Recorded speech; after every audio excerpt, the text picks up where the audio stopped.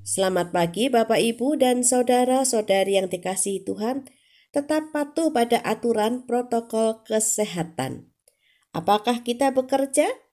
Pertanyaannya adalah, kalau kita bekerja, kita senang bekerja sendiri atau kita senang mempunyai kawan sekerja? Kalau kita bekerja sendiri, kita bisa mengatur pekerjaan itu sesuai mau kita.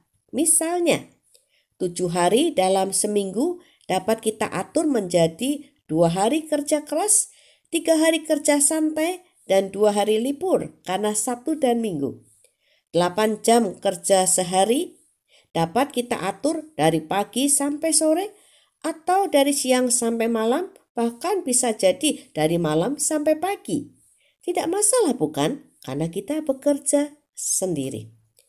Bekerja sendiri, kita tidak perlu bersinggungan dengan orang lain. Bekerja sendiri, kita tidak perlu menyesuaikan diri dengan orang lain. Bekerja sendiri, kita tidak mempunyai saingan. Bahkan dengan bekerja sendiri, kita tidak perlu berbagi pujian dengan orang lain. Protes, kritik juga untuk kita sendiri. Sementara itu, memiliki kawan sekerja akan membuat kita duduk dengan orang lain untuk mengatur pekerjaan. Memiliki kawan sekerja akan membuat kita menyesuaikan diri dengan orang lain. Mempunyai kawan sekerja memungkinkan kita bersinggungan dengan dia atau mereka. Berbagi pujian, kritik, dan protes. Bagi kita yang mempunyai jiwa persaingan, maka kawan sekerja akan kita lihat sebagai saingan. Dia A, kita B. Jadi bagaimana? Senang bekerja sendiri ataukah senang mempunyai kawan sekerja? Bekerja sendiri kita dapat makin kreatif, tetapi juga dapat malah menjadi pemalas. Mempunyai kawan sekerja, kita dapat bersinggungan, tetapi kita juga dapat lebih terpacu untuk menjadi lebih baik. 1 Korintus pasal 3 ayat 9, karena kami adalah kawan sekerja Allah, kamu adalah ladang Allah, bangunan Allah. Rasul Paulus menunjukkan bahwa Rasul Paulus dan Apolos, bahkan rasul-rasul yang lain, adalah rekan sekerja Allah. Kalau kita melihat 1 Korintus pasal 3 ayat 1-8, maka di sana Rasul Paulus berbicara tentang perselisihan. Siapa yang berselisih? Apakah Rasul Paulus dan Apolos? Yang berselisih adalah jemaat yang mengaku sebagai golongan Apolos dan yang lain sebagai golongan Paulus. Para rasul memiliki massa, memiliki pengikut, memiliki penggemar masing-masing, dan tentu tiap massa akan memuja rasulnya. Rasul Paulus tidak memanfaatkan situasi ini untuk mencari keuntungan bagi diri sendiri.